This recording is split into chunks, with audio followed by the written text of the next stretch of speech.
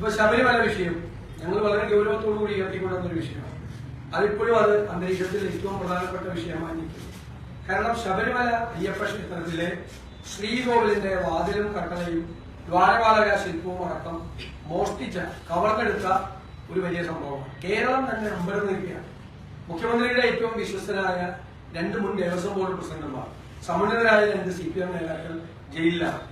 അവർക്കെതിരായി നടപടി സ്വീകരിക്കാൻ പോലും ഇതുവരെ CPM തയ്യാറായിട്ടില്ല. CPMന്റെ അവരെ പോയിരിക്കുകയാണ്. മുൻ MLAയും ജില്ലാ തലത്തിലെ ഉയർന്ന നേതാവുമാണ് ഒരാൾ. നടപടി എടുക്കാൻ പറ്റുന്നില്ല. അയ്യപ്പന്റെ സ്വന്തം കവർന്നെടുത്തു. സ്പെഷ്യൽ ഇൻവെസ്റ്റിഗേഷൻ ടീം തെളിവുകൾ സഹിതം അന്വേഷിച്ച് കണ്ടുപിടിച്ച് കോടതിയിൽ ഹാജരാക്കി കോടതി റിമാൻഡ് ചെയ്ത പ്രതികളെ പോലും ഇത്രയും ഗുരുതരമായ ഒരു കുറ്റകൃത്യം ചെയ്ത പ്രതികൾക്കെതിരായി സംഘടനാപരമായ നടപടികളെടുക്കാൻ പോലും CPM ഭയപ്പെടുക. എന്നിട്ട് എടുക്കില്ലെന്ന് പറഞ്ഞു. ഇപ്പൊ എടുക്കില്ല. കാരണം അവരിനി പുതിയ നേതാക്കളുടെ പേരുകൾ വെളിപ്പെടുത്തുമോ എന്നുള്ള ഭയമാണ് CPM. ഗവൺമെന്റ് ഇതിനെ കുടപിടിച്ചു കൊടുക്കുകയാണ്.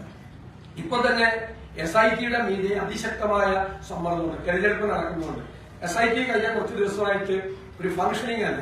ഇല്ലെങ്കിൽ മുൻ മന്ത്രി, ദേവസ്വം മന്ത്രി കനകംപള്ളി സുരേന്ദ്രനെ ചോദ്യം ചെയ്യുന്നത് ഉൾപ്പെടെയുള്ള നടപടിക്രമങ്ങൾ പൂർത്തിയാക്കേണ്ട സമയം അതിക്രമിച്ചു. അപ്പോൾ SIT ഹൈക്കോടതി രൂപീകരിച്ച ഹൈക്കോടതി രൂപീകരിച്ചാണെങ്കിലും സംസ്ഥാനത്തെ ആഭ്യന്തര വകുപ്പിന്റെ കീഴിലുള്ള പോലീസ് ഉദ്യോഗസ്ഥന്മാരാണ്. അവരുടെ മീതെ ഒരു അനാവശ്യമായ സമ്മർദ്ദം ചെലുത്തി ഈ തെരഞ്ഞെടുപ്പ് കഴിയുന്നത് അല്ലാതെ നിൽക്കില്ല. അത് കഴിയുന്നത് വരെ മാറ്റിക്കൊടുക്കാനുള്ള ഒരു ശ്രമമാണ് നടത്തുന്നത്. അപ്പോ ശബരിമലയിലെ കേസിൽ, സ്വർണ്ണക്കൊള്ള കേസിൽ ജയിലിലായ CPM നേതാക്കന്മാരുടെ ഘോഷയാത്ര തുടങ്ങിയിട്ടേ ഇനിയും ഒരുപാട് പ്രധാനപ്പെട്ട നേതാക്കൾ വരും. കഴിഞ്ഞ ദിവസം ജാമ്യം നിഷേധിച്ചുകൊണ്ട് ഹൈക്കോടതി തന്നെ പറഞ്ഞിട്ടുണ്ട് 1 തോക്ക് ഇതിന്റെ പുറകിൽ ബിഗ് ഗൺസ് എന്നുള്ള വാക്കാണ്. ഉണ്ണികൃഷ്ണൻ പൊറ്റിയുമായിട്ടുള്ള ബന്ധമുള്ള 1 തോക്കുകൾ ഇനിയുണ്ട്. അവരും അന്വേഷണത്തിന്റെ പരിധിയിൽ വരണം എന്ന് ജാമ്യാപേക്ഷ നൽകിക്കൊണ്ടുള്ള ഗവൺമെന്റിന്റെ ഒരു വലിയ സംഭവം. അത് വളരെ ഗൗരവമാണ്.